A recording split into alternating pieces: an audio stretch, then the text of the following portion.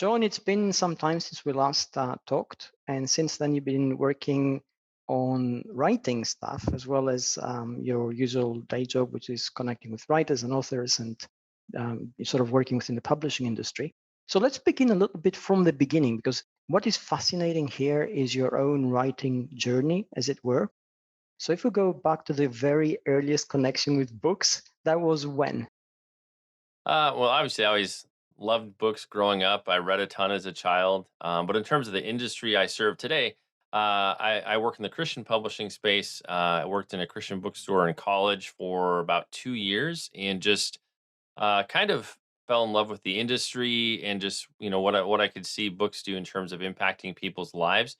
It would be another 10 plus years before I would actually work formally in the on the publishing side of the industry. But I always say there's some kind of a seed planted in me where, like, in my mind, I always like, someday I'm going to get back to this industry. I didn't know when or how, but I really love the ability of a printed book to actually impact somebody's life, because all day long in a bookstore, somebody comes in saying, "Hey, I'm dealing with this problem in my marriage or my family or my this or my that. Can you recommend a book?" And so Huh. it was fascinating just to watch that unfold every single day to see, and this is kind of pre very early internet. I mean, this was in the late '90s. Where people would actually just go to a bookstore and ask somebody working there for a recommendation for a problem they were trying to solve in their life. That's right. Yeah, yeah. And there was no other way, right? It was either that or go to a library and ask a librarian, really. So yeah, you're absolutely right. And these days we have Amazon and reviews and reviewers and Goodreads and so on. Okay, so let's ask some difficult questions on this now, because your writing journey is quite fascinating. You've been involved in the publishing industry for a number of years now. So the question is, why have you decided to write now? And why now, really? Because I'm all grown up. I've always had a sense of wanting to write something, but I didn't know what to write. I don't know that I would have said I had the life experiences to write about years ago. And I'm just at a place. I'm 43 now, and I've lived some life. I've worked through some things. I see needs in culture, specifically, well, partly Christian church culture here in the States, and also just broader culture. Things that I'm feeling like I could respond to out of the journey that I've been walking through. Now, deciding to go to write about something makes you have to experience that journey all the more intensely, which has been really interesting. But yeah, I don't know that I certainly would say I've always felt like I've had something to say. So part of it may be feeling like I actually have enough wisdom and knowledge in my early 40s that I could actually contribute something useful to the conversation. And also just, I work with lots of writers and authors and leaders behind the scenes. And for the last 5 or 6 years, I've just had a nonstop kind of a bunch of people just saying, "Hey, there's something on this. I like what you're talking about. You should put this in a book." And so, as this it often goes with many writers, they'll have people telling them that they should do something for a long time before we're willing to take ownership of it. And I guess I could do that. So, The drip effect, isn't it, really? Sort of yep, accumulates. And it makes you yep. think as well, doesn't it? Okay, so here's the thing. How is it easier for you to write a book having so much knowledge about the process of everything around it, or is it It's harder? it's terrifying. Uh, well, because I've been a part from start to finish. So I work in marketing and PR, but I also have functioned in right now I actually acquire projects directly. But speaking to the discussion of what should work, is this a good fit for the publishing house? So I've been a part of projects that have been massive successes, projects that have been epic failures. So I know the good, the bad, and the ugly. And so that's an interesting aspect of it. Also, you work with a bunch of authors and leaders for 10 plus years, and you see what they do, and the challenges they face. You're like, man, do I want Uh-huh. do I want to bring that into my life? Or um, How do you balance this? I mean, for yourself personally, when you write, because you know I'm just a writer, right? So right, essentially, when I create something, I know that when I finish already, I have a publisher lined up and there's a right, team behind that. And although I'm part of the process, the hard work for me is just the writing. Okay. After right. that, it's a lot more fun and it's hard for them. So how, but for you, you've got all this intimate knowledge in your head about the whole process Right. and the writing. and you know about success stories, and you know why something succeeded and some things failed, which I think creates greater pressure Right. in you, because you know knowledge sometimes is, you know, not a good thing. Blissful ignorance sometimes Well, helps. when people see you as an expert, they have a very high level of expectations, Yeah, that you're gonna accomplish something yeah, really interesting. I would say probably podcasting has been an interesting part of the journey of getting to a place where I'm comfortable, wanting to share more through writing in the sense that, for the past 8, 9 years, I've interviewed, I don't know, 800 plus folks, most of them whoa, authors, and just getting comfortable talking with people from a whole wide range of backgrounds and communicating. And I'm in a place now where I'm much more likely to express more of my own thoughts. So I think a lot of it is just getting confidence as a communicator. And really, yes, that's I've kind of used podcasting as my sandbox. I mean, that's how we met as well.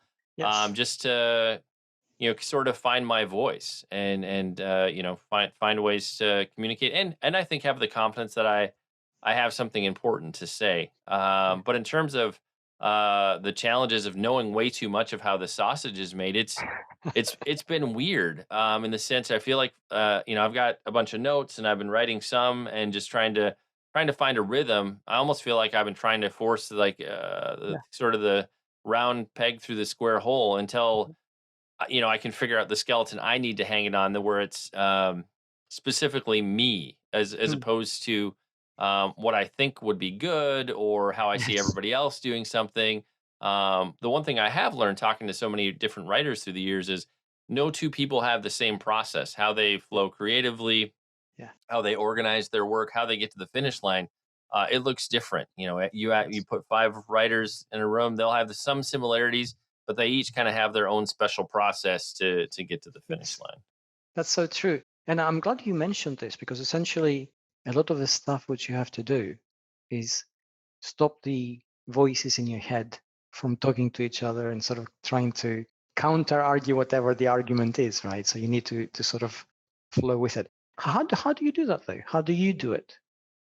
Well, I think one of the things is just trying to get away from imposter syndrome. As a guy who works with authors, it feels funny to be like, hey, I could do that too, just because I have such great respect for the Yeah, craft and the art, and I know the yeah, thousands of hours that go into something. So that definitely great respect. I think for me, it's just is getting to a place where, and we had talked about this, I think, a number of months back, getting to a place where it is my writing environment, my space, mm, where this is, it's time is carved out. There's a specific space where I work. And so my body, my mind knows, okay, I'm here to do this thing. And so for me, that does help me to kind of combat the voices in my head to go, oh, so I'm getting in the space where I'm supposed to be doing this and there's nothing else to do. Um, I think too, just getting comfortable with the idea. I think earlier in the journey, I was like, okay, I want to do this. This is an important step. But it's taken a few months just to get used, almost to give myself permission. Be like, okay, I should do this. I can do this, and sort of kind of sit with it for a while. And so, and like anything else, you have to put in the time and do the work. It mm. doesn't just happen. So, No, it doesn't. But I think you have added challenges, perhaps, which most writers wouldn't. And I'll explain this a little bit better. You know, when I'm writing, I said I've got a contract and I've got a book and I've got an accepted subject and I've got the research and I've got to just synthesize all that together. And yes, it's hard, but you know, it's a job. It's what I'm actually doing. It's what I love doing. So it flows. But you are actually juggling two things, right? Because your day job is actually being involved with all, you know, publishing industry, talking to authors, talking to sales teams. You're doing all this sort of all those technicalities around the craft of publishing and writing. And then when you go into your own space, you've got to write. So it's like switching off part of your brain. So I think for you, it's probably harder because, you know, as you're going through your day, you're probably thinking, what if I did this for my book? Or if I did that for my book? What if I did that and did this? And maybe I should do this one, right? And I think that's actually harder because you're constantly getting perhaps um, ideas or suggestions, or you're having other thoughts which might take you down sort of tangential paths, if I may call them that. And that must be a lot harder. So how do you juggle that? Yeah, almost like you know too much. Hmm. I guess I would probably go back to my uh, previous answer in the sense of just getting to that place where I have a comfort level, or stepping enough into the role or into the zone of actually writing to feel like, okay, I can do this. Because I've noticed for me through the years, to do something and almost get to the place where I'm comfortable with it, um, I almost have to like step into the role, put on the costume or something. Like it's, Yeah, yeah, yeah, almost like you're looking from outside yourself to be like, oh, look, yeah. he's dressed up It's as a putting on writer the like today. the enclosed cognition aspect of it, right? So Yeah. whatever we do, that So, create the yeah, persona we're looking for. I guess maybe the aspect of accepting it, and I think too, what's been helpful has just been talking about it. So I did a bunch of writing and planning and notes early on, but I still hadn't had the sense of where I'm going. And so really what's been helpful is just wrestling with people Right. on like, oh, what are you working on? What are you doing? I've actually had a bunch of people interview me recently, just wanting to talk about challenges that we're facing here in the States in terms of churches and ministries, and what's on the horizon for 2021. But inevitably people are like, well, what are you working on? Are you writing a book? And so I've used those opportunities just to explore and throw things out and get feedback. So I sort of feel like, as I'm dialoguing, maybe I'm almost more talking myself into it, or really trying to get some level of feedback and validation that, because it's one thing, people are like, Yeah. oh, that's great, you should write a book. But I know a lot of messages where it's like, that's a great like sermon or a short keynote or whatever. But can it actually flow over 12 chapters? I mean, sometimes these things you shared, it doesn't always translate into a whole book. It's maybe a mini book. Yeah. And so I think some of it, at least the last 4 or 5 months, has been really testing ideas on people. I know a lot of authors who are in kind of the business personal development space.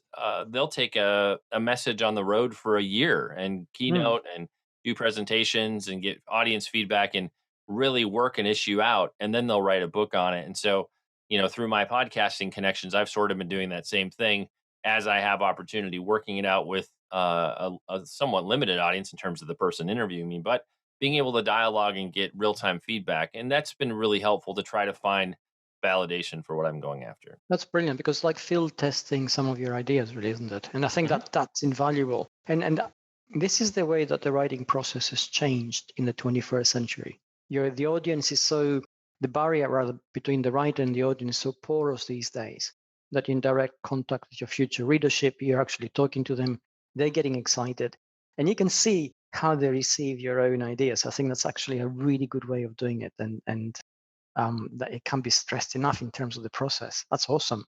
So let's talk about some of the difficulties you're facing. What's the most difficult thing for you right now in terms of your writing? Probably the most difficult has been figuring out what to hang my message on, in the sense that, I have to figure out where this book needs to live. Most of my work is in the charismatic publishing space, and so there's a sort of flavor and brand that has to go into concept and title and all that to make it work. And so in that sense, I know where it's going to be published. I know kind of the audience I need to connect with. And it's been just trying to kind of find that device or the skeleton, and that's what's been most elusive to me in the journey. Is like, I'm like, I could do it like this, could do it like that, but nothing's ever felt right. And you and I were just actually talking about this before the interview. We're getting our house ready to sell, and so I painted for many, many, many hours the past 3 days, and just listening to podcasts and audiobooks and thinking, and my mind's wandering. And I actually fell into a concept that has been right in front of me actually the whole time. But I was like, that's so overused, or I don't know if that's going to work. And so that's probably been the biggest stumbling block, is just figuring out a concept, a biblical story that I could use as the device to tell what I want to tell, that could work for the right title. So that's been the most elusive piece of that core thing that brings it all together. It's awesome. It's almost like meditation, isn't it? In a way, you're sort of thinking through while you're engaged physically in something else. So that tends to silence a lot of the mental criticism we have in our head as we get on with something, and then all the ideas sort of percolate. So that's quite a good thing. This is why writers should cycle basically, or go walking because same reason, right? All the ideas begin to flow, and that's really cool. So what's the time frame here? How long is it before your book is out? When are you sort of how much are you writing each day? Are you going to make deadline? The key question here. Well, I actually have put it down for like 2 months just because I haven't had that core centerpiece to bring it all together. So I feel like now that I have that, I'm ready to move forward. But that was for me, that was such a stumbling block in the sense that I didn't know how to pull all the research and things I'd done together because I didn't know how it was gonna come together or what was gonna make it stick. So I feel like now that that has suddenly revealed itself, I have a direction to move into. Um, and I mean, in terms of deadline, I basically just have to write it, and uh, early. I would guess, if we get it into a schedule, probably early to mid 2021 or mid 2022 would be my guess, because we would have it go through a normal sales cycle in terms of, you know, catalog 10 months Yeah, ahead of release and yeah. and do all that. So, um, but yeah, 2022 it would be the estimate, and that's and So, talking my team into, hey, can we drop this into an already a full schedule? So I mean, our team does sometimes as many as 5, 8 books in a month we'll be oh releasing. wow, So that's quite a lot, right? Yeah, yeah. It's a heavy yeah, schedule. we're Yeah, trying to maybe absolutely. trim it back to 4 some months. Mm. But so we do a lot of volume in terms of publishing and such. So That's a yeah, lot of but work, actually. And here's something which perhaps a lot of writers don't actually think about. It's not just the work that goes into writing the book, but also as you're writing it, you should be picking out all the talking points. You should be creating perhaps the many sort of press releases which you need to have out there. You should be able to have in your head the focal points of the book so you can actually talk about it. And writers are consumed by writing, and rightly so most of the time. But they actually forget to do these things. And when they finish, they're so relieved or exhausted that they don't want to do it, right? got to go back. Yeah, Yes, absolutely. that's an interesting point in the sense that you almost have to bake the sales elements and the media elements into the book. I just met with an author a week, 2 weeks ago, and one of the things I said was, I need a balance of your stories and somebody else's stories in this book. So he's going to go through and rework his manuscript. So each chapter has a personal story, but also some kind of a example outside of his own life. And I was like, if you could actually pull that off in a way that works, you've now got 20 stories that you can use as you're doing media and vary it. And Right, right. and so uh, yeah, trying to bake that stuff in when you're early on in the process is super helpful because it can be very hard to go back and put that in later. And the other thing I feel like a lot of people struggle with early on, especially if it's their first few books, is that they want to do a lot of teaching and information, but they don't use enough stories, and it's the stories that people remember. Yeah. Or like even in an interview, they won't remember the facts, but you told a story about something that touch their heart, and that's the thing they'll share with their friends. It's a narrative, isn't it? And everything has to have a narrative structure, even if it is, super factual, where you have a lot of research and hard facts, etc. There must be the human element that sort of makes it Yep. accessible. Okay, so that's really helpful. Tell us what you find the easiest now in all this process. I think the easiest is coming up with things. It's like, oh man, should I include this? Should I include, just as I'm reading other things and encountering stuff in the news and elsewhere, I'm like, oh, I could talk about that. Or so I feel like it's been easy to collect a lot of shiny objects that could become a part of the project, or it could be like a conversation point in a Hmm. chapter. Hmm. And so that's been easy. But again, just not having the if I have to contrast the difficulties, not having like the skeleton that this is going to hang on, that's been awful. But you've got that now, right? So it's Yeah, good. but Yeah. but at the same time, I kind of know what I'm circling in terms of what I want to do, where I want to go. Right. So I've got lots of data points, but just didn't know how that was going to kind of flesh out. So Okay. A couple more technical questions as we wrap up. Okay, the first one is, are you a planner or are you a discoverer? And I'll explain. Some writers like to plan things out in detail from chapter 1 to chapter 12 and hang everything detail and see, make alterations that go along. And others like to just start and discover the same framework, but as they go along. So hmm. which type of writer are you? um, I'm probably more of a discoverer. Now, not to say I don't have an outline that's going to get refined. I mean, I feel like you do have to have some level of planning and Mhm. structure. I know authors who go through and have an outline and index card, and then it's all planned out before they even write. I don't think I can. I'm too shiny object for I don't know that I could do that. Like that would take an extreme amount of additional discipline for me. So yeah, I would think I'm probably more of a discoverer. I don't know. Like I think the I get excited in the discovery aspect of things. Like for me, I learned how to function professionally in tech support and call center environments where you just encounter a continual stream of new problems or things that you've Yeah. never seen before. So, my whole life early on in my career was just discovery and figuring out and discovery and figuring out. And so, I think I get excited by that, and I don't find planning as thrilling. So, I guess if I had to split it, maybe 25% planner, 75% discovery oriented. A healthy balance, right? So, so how do you handle the serendipity factor, where you suddenly discover something which is super interesting, and it's not really what you want to do or put in there, but now you're following it, and it takes you deeper and deeper, and then you have to sort of pull yourself away from that, or at least ring fence it for another day in order Yeah. to handle it. Yeah. Yeah, I mean, I guess, I'll run up to my office or send myself an email, write a note or send myself an email just to capture something before I forget about it. I would say that in terms of challenges, that's probably been one of the other pieces is knowing how much to read of other people's work that ties into what I would like to talk about versus not going it alone, but making sure I'm not too much relying on what other people have done to say what I feel like I need to say. And Mm-hmm. I think for a first time going through this process, it's probably hard to know because I know other people like, oh, I read 25 books on the subject so I can become an expert. And it's like, well, my fear is, those voices will way too, Yes. impact what I want to say way too much. I would rather go after what's like genuine from me and work in some of these things, especially if they're an expert on a topic. Great, a quote or a concept or Hmm. whatnot. But so yeah, definitely will capture it. But it's been a hard balance to figure out just because I've never been here before. Yeah. Well, actually, I mean, I'm glad you brought this up because a lot of new writers struggle with being original. And if they're doing too much reading, then everything they write is derivative because it's Right. referencing somebody else's work. There's a very fine line between just referencing somebody else's work and outright adopting their voice. And then it's not you, it's them, right? You're sort of projecting them and channeling them. And the thing is, that'll only take you so far. Then you're going to run out of steam because it's not really your thoughts, it's not your voice.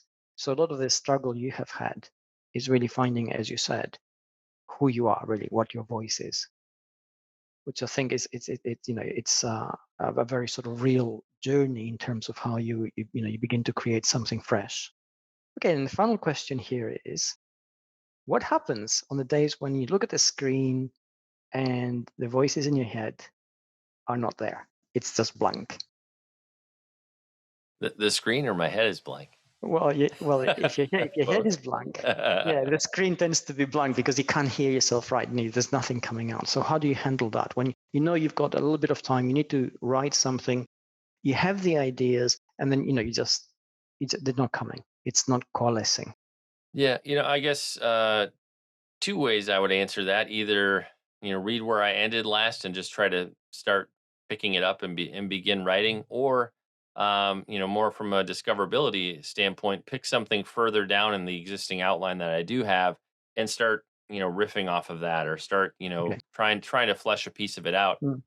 Practically speaking, I'd love to be linear and structured and go, okay, let's pick up right where we left off last time and knock out another 5,000 words or something. But sometimes, your mind starts, Yeah. Yeah. three steps down in the outline. I'm kind of excited about that today. Or maybe that was the place where you encountered the most recent factoid or thing that was Yes. interesting. Yeah. Yeah. So, I'll tend to go where my mind will lead me and then, restructure or organize it later. I'd rather go whatever's going to bring me into that creative flow quickly versus really struggle to stare at. Well, gosh, I must continue right here because basically placing rules that don't exist or boundaries that don't exist on myself. And so I guess for me, one of the luxuries of knowing so many authors, I know that everybody's process is chaotic at some point, and that's probably okay. So I do have, I guess, in that sense, I do have a pretty high comfort level of knowing I can go whatever way I want, and it's not really a problem, or Yes. it's not wrong, if you will. Yeah. Yeah. I think that's probably best because it allows you to write, right? And this is a trick. If you think you can't write, then you become blocked. And the more you become blocked, the bigger it becomes in your head. And then you just can't write. You just, you just keep falling behind. Brilliant. All right. How can people find you? Where? Well, ShaunTabatt.com is my website. Look my name up in Google, and you can find my podcast, The Shaun Tabatt Show. Very active on Twitter, Facebook, sometimes Instagram. I really want to like Instagram, but I'm just old school enough. I like Facebook and Twitter. But yeah, well, pretty widely acceptable, mostly acceptable, accessible. And in terms of my content, it's kind of an 80-20, 70-30 mix. 70% is in my kind of Christian publishing space that I work in professionally. Then the other 30% is business, personal development, or shiny objects. Things that I just found interesting, books I was excited about, and so yeah. But love connecting with people. Look me up on the web and say hi. It's awesome. Thank you very much for being so candid today. I'm pretty sure this will be helpful to everybody.